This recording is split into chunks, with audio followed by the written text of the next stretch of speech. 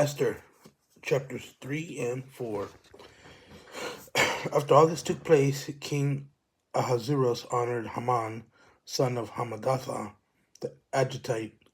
He promoted him in rank and gave him a higher position than all the other officials. The entire royal staff at King's Gate bowed down and paid homage to Haman, because the king had commanded this to be done before him. But Mordecai would not bow down or pay homage. The members of the royal staff at the king's gate asked Mordecai, "Why are you disobeying the king's commands?" When they had warned him day after day and he still would not listen to them, they told Haman in order to see if Mordecai's actions would be tolerated, since he had told them that he was a Jew. When Haman saw that Mordecai was not bowing down or paying him homage, he was filled with rage, and when he learned of Mordecai's ethnic identity, it seemed repugnant to Haman to do away with Mordecai alone. He planned to destroy all of Mordecai's people, the Jews, throughout the Ahasuerus kingdom.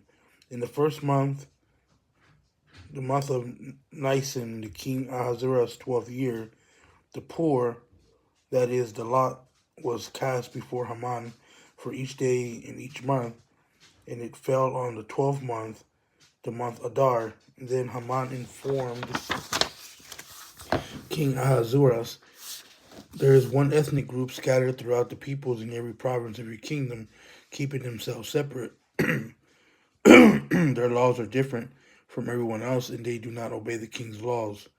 It is not in the king's best interest to tolerate them.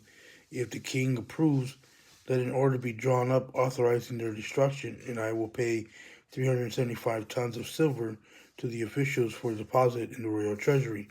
The king removed his signet ring from his finger and gave it to Haman, son of Hammedatha, the Agagite, the enemy of the Jewish people.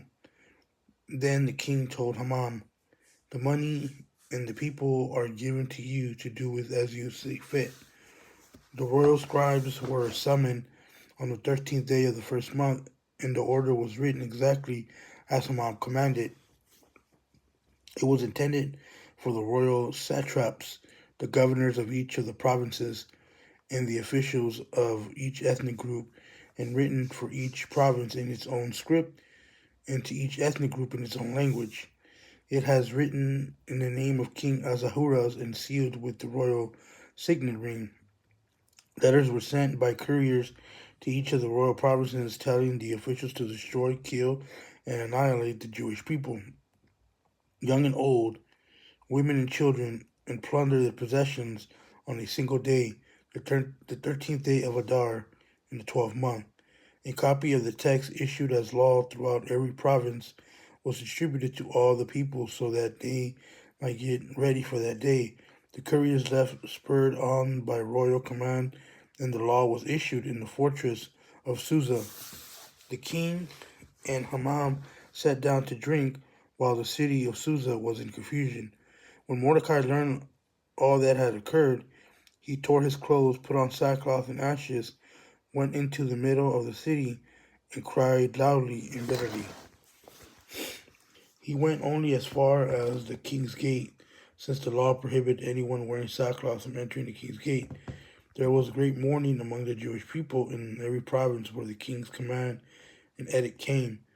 They fasted, wept, lamented, and many lay in sackcloth and ashes.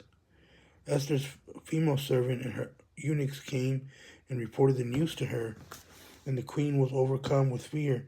She set clothes for Mordecai to wear so that he would take off his sackcloth, but he did not accept them. Esther summoned Hattach, one of the king's eunuchs, who attended her, and dispatched him to Mordecai to learn what he was doing and why. So Hattach went out to Mordecai in the city square in front of the king's gate. Mordecai told him everything that had happened, as well as the exact amount of money Haman had promised to pay the royal treasury for the slaughter of the Jews. Mordecai also gave him a copy of the written decree issued in Susa ordering their destruction, so that Hattach might show it to Esther, explaining to her and command her to approach the king, implore his favor, and plead with him personally for her people. Hathach came and repeated Mordecai's response to Esther.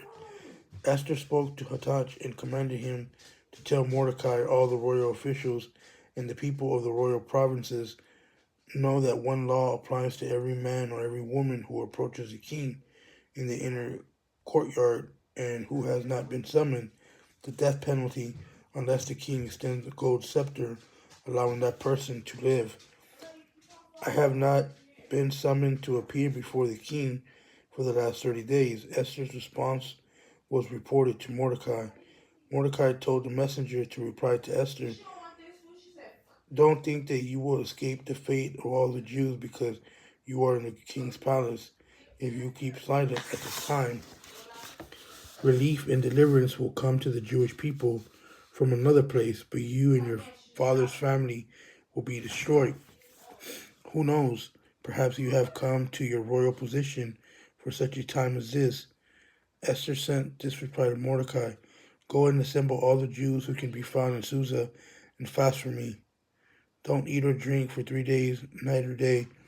I and my female servants will also fast in the same way. After that, I will go to the king, even if it's against the law. If I perish, I perish." So Mordecai went and did everything Esther had commanded him.